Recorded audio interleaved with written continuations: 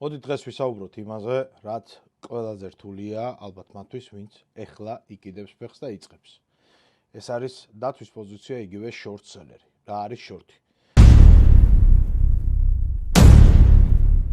ერთით შეხედვით შეიძლება მარტივი ჩანდეს, მაგრამ საერთო ჯამში მაინც დამწყებებს უჭირთ ხოლმე. როდესაც მე ჩემს გუნდთან მაქვს ურთიერთობა, თავიდან ჩემი სამადობით თქვენ გეტყვით, რომ არ ხართ მარტო, მისი სრული გაგება არ არის მარტივი და დრო ჭირდება. ამიტომ შევეცდები აგიხსნათ და მე ჩემი აგური დავდო თქვენს განათლებაში.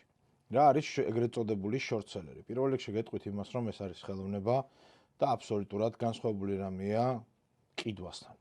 იმიტომ რომ როდესაც შენ ყიდულობ კონკრეტულ აქტივს, თუ ის მარჯინით არ გაქვს შეძენილი, ეს აქტივი მუდმივად შენია და ერთ შემთხვევაში დაკარგავ მარტო იმდენს, რაც გაქვს დაინვესტირებული და ნაყიდი, როცა ის ან ბაზრიდან გააგდებენ, ან გაუქმდება, ან გაკოტრდება, არ აქვს მნიშვნელობა. ანუ ნებისმიერი აქტივი, რომელიც თქვენს მიერ არის შეძენილი, მუდმივად თქვენია და შეიძლება ის მისი ფასი უბრალოდ ნულამდე გაუფასოდეს. ესენი არიან ხარები, მაგრამ დათვები, ეგრეთ წოდებული short seller-ები.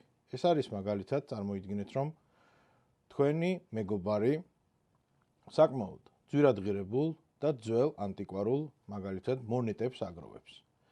თქვენ კი ხედავთ ბაზარზე, უყურებთ ჩარტებს, ფუნდამენტს, არ აქვს მნიშვნელობა და თვლით, რომ შეიძლება ამ მონეტების ფასი მომავალში გაიაფთეს. თქვენ მიდიხართ, თქვენს მეგობარს ეუბნებით, მას ესხე, კონკრეტული შენი ეს მონეტა, მე ამას დაგიბრუნებ გარკვეულ დროში. დროს არ აქვს მნიშვნელობა, იმიტომ რომ შორტის დროს არ ხართ არანაირად შეზღუდულები და არ გაქვთ რაღაც კონკრეტული დრო, რომ ერთ დღეში უნდა დახუროთ 3-ში თუ 7-ში.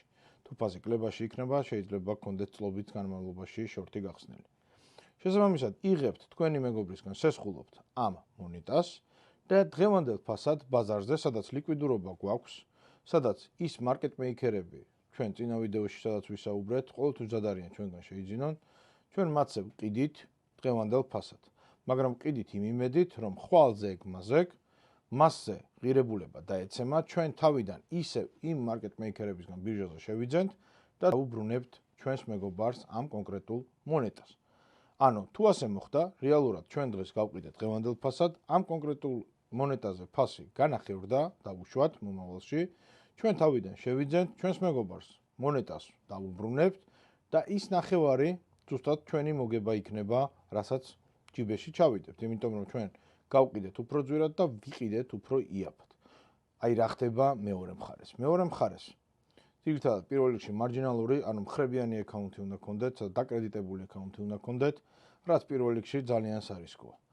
შემდგომ, როდესაც თქვენ შორტს აკეთებთ, არ გაქვთ არანაირი გარანტია, რომ ხვალ მაგალითად ფასი იქნება გინდა თუ არა დაცემული. შეიძლება ფასი გაიზარდოს კიდევაც და ამ დროს თქვენ მეგობარმა დაგირეკოთ, მოგთხოვოთ თავისი მონეტა ვერ შეინარჩუნოთ, ან მარჯინი ვერ დაახმაროთ, ეს არის ის კონკრეტული თანხა, რასაც გთხოვთ მაგალითად ბროკერი, რომ მანგარიზე გქონდეთ სანამ შორტს გაგაკეთებინებთ, თქვენ ამ დროს პანიკაში მოგიწევთ გაყიდვა, უпростоრეთ ყიდვა მარკეტზე არსებულ ფასად, რომელიც უკვე გაძვირებულია, ვიდრე თქვენ იყიდეთ და თქვენი ჯებიდან, თქვენი ანგარიშიდან მოიხსნება ზუსტად ის თანხა, რომელი თანხაც დამიჯერეთ. მთავარი ეს არის განუსაზღვრელი და შეიძლება იყოს, შეიძლება ფასი გადახდეს, გეპით გაიხსნას, ვერ მოხდეს დალიკვიდირება, შეიძლება მინუსში გახვიდეთ და დაკარგოთ ის, რაც არც კი გაქვთ. ამიტომ განსაკუთრებით, ვინც პირველ ეტაპზე ხართ, ვინც ან გურუებისგან შეიძლება რაღაც ვიდეოები ნახოთ, ლექციები აიღოთ, ისწავლოთ, არ აქვს მნიშვნელობა. მათი ინტერესი ყოველთვის იქნება გასწავლონ ბაზრის სისწრაფე და სწრაფად ფული გაკეთება. მაგრამ რეალურად ბაზარზე ფული სწრაფად არ კეთდება, ფული კეთდება ტრენდში და კეთდება კონკრეტული დროის შემდგომ. შესაბამისად, ვინც დამწყებები ხართ, ჩემი პირველი რჩევა იქნება, რომ შორტს პირველი 2 წელი ნუ გაეკარებით საერთოდ, ნუ იფიქრებთ, სანამ ხელს, თქვენს დროს, თქვენს ტექნიკურ ანალიზს, თქვენს ზომას, ყველაფერს არ დახვეწავთ, შორტს ნუ გაეკარებით. იმიტომ რომ შორტი არის პროფესიონალების პირადი ძირითადი ინსტრუმენტი. მერე ჩვენ მომდევნო ვიდეოში ვისაუბრეთ აუცილებლად რა არის ჰედж-ფონდები, რა არის მათი სტრუქტურა და რატო არიან ისინი განსაკუთრებულები, მაგრამ როდესაც მიხვდებით რეალურად შორტის დროს ვისთან ერთად ხართ და ვის წინააღმდეგ, ეს სურათი გაცილებით თქვენთვის მარტივი გასაგები გახდება. მაგრამ ამ ეტაპზე ჩემი რჩევა იქნება, რომ პირველი 2 წელი მაინც სანამ თქვენს დისციპლინას, თქვენს დროს, ყველაფერს არ გაასწორებთ, მოერიდოთ შორტ ვაჭრობას და საერთოდ მხრებით არ გახსნათ, იმიტომ რომ ის რაც ქარს უცბად მოაქვს, უცბადვე უკან მიაქვს. შესაბამისად, ბევრი თქვენთაგანი შეიძლება იყოს ძალიან ნიჭიერი, ძალიან სწორად გამოგივიდეთ, მაგრამ იქიდან გამომდინარე, რომ დაგაბრმავოთ კონკრეტულ მონაკვეთში ფულის უცბად კეთებამ, შეიძლება ძალიან დიდი თანხები დაგაკარგინოთ, ხელი გაგიფუჭდეთ და უბრალოდ შეგზღდეთ ბაზარი.